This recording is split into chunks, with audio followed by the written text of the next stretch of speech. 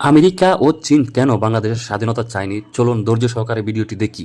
1971 সালের ডিসেম্বরের প্রথম সপ্তাহে পাকিস্তানি বাহিনী তখন পরাজয়ের দ্বারপ্রান্তে। দিশেহারা হয়ে পাকিস্তান তখন সাহায্য চায় তাদের মিত্র দেশ আমেরিকার কাছে। আমেরিকার প্রেসিডেন্ট রিচার্ড নিক্সন এবং তার পরামর্শক হেনরি কিসিঞ্জার ছিল পাকিস্তানের পক্ষে। তারা জানতেন পাকিস্তান হারলে দক্ষিণ এশিয়ায় ভারতের প্রভাব বাড়বে, যা আমেরিকা চায় না। তাই তারা নিলেন এক ভয়ঙ্কর সিদ্ধান্ত। 10 ডিসেম্বর আমেরিকা গোপন নির্দেশ পাঠায় ভিয়েতনামের টনকিন উপসাগরে থাকা তাদের সপ্তম নৌবহরকে। বঙ্গোপসাগরের বুকে ঘনিয়ে আসছিল মহাবিপদ। সারা বিশ্ব তখন তাকিয়েছিল এই অঞ্চলের দিকে। আন্তর্জাতিক মিডিয়াতে তখন ঠিক একটাই প্রশ্ন, তৃতীয় বিশ্বযুদ্ধ কি আসন্ন? আমেরিকা পাঠিয়েছিল সবচেয়ে ভয়ঙ্কর অস্ত্র, সপ্তম নৌবহর। এই নৌবহরে ছিল 75টি পারমাণবিক বোমা, যা হিরোশিমায় নিক্ষেপ করা বোমার চেয়েও বহুগুণ শক্তিশালী।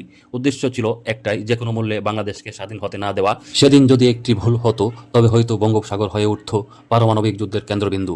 গঠন করা হয় টাস্ক ফোর্স 74, যার নেতৃত্বে ছিল বিশ্বের সবচেয়ে বড় পারমাণবিক শক্তিচালিত বিমানবাহী রণতরী ইউএসএস এন্টারপ্রাইজ।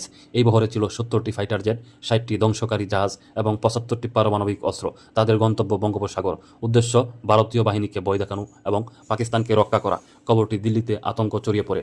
ভারতের প্রধানমন্ত্রী ইন্দিরা গান্ধী জানতেন আমেরিকার এই বিশাল শক্তির সামনে দাঁড়ানো অসম্ভব। তিনি সাথে সাথে স্মরণ করলেন ইন্দো সোভিয়েত মৈত্রী চুক্তির কথা। তিনি জরুরি বার্তা পাঠালেন মস্কোতে। রাশিয়া কালবিলম্ব না করে তাদের প্রশান্ত মহাসাগরীয় নৌবহরকে নির্দেশ দিল, যাও, আমেরিকার পথ আটকাও।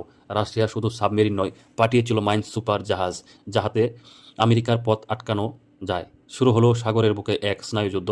আমেরিকার নৌবহর যখন বঙ্গোপসাগরের দিকে এগোচ্ছে, তখন তাদের অজান্তেই পানির নিচে দিয়ে দিয়ে আসছিল রাশিয়ার পারমাণবিক সাবমেরিন।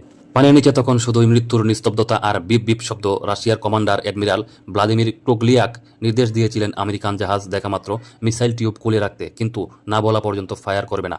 ইতিহাস হয়তো এই অ্যাডমিরালকে মনে রাখেনি, কিন্তু বাংলাদেশ তাকে ভুলবে না। 14 ডিসেম্বর আমেরিকার সপ্তম নৌবহর যখন বঙ্গোপসাগরের খুব কাছে, তখন হঠাৎ তাদের রাডারে ধরা পড়ে অদ্ভুত সংকেত। আমেরিকার নাবিকরাও জানতো না তারা কিসের মুখোমুখি হতে যাচ্ছে। তারা দেখল তাদের ঘিরে ফেলেছে রাশিয়ান সাবমেরিন।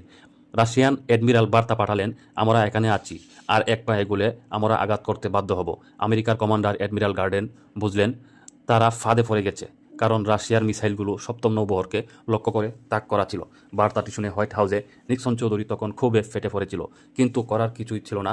রাশিয়ার এই অনড় অবস্থানের কারণে আমেরিকা পিছু হটতে বাধ্য হয়। এদিকে 16 ডিসেম্বর ঢাকায় পাকিস্তানি বাহিনী আত্মসমর্পণ করে 93,000 সৈন্য নিয়ে জেনারেল নিয়াজি মাতানত করলেন। সপ্তম নৌবহর যখন শ্রীলঙ্কার কাছে পৌঁছায়, ততক্ষণে পৃথিবীর মানচিত্রে জন্ম নিয়েছে নতুন দেশ বাংলাদেশ। আজ আমরা যে স্বাধীন দেশে বাস করছি, তার পেছনে ছিল এই ভূ রাজনৈতিক বিশাল ইতিহাস। রাশিয়ার এই ভূমিকা না থাকলে হয়তো বিজয়ের ইতিহাস অন্যরকম হতো। সেই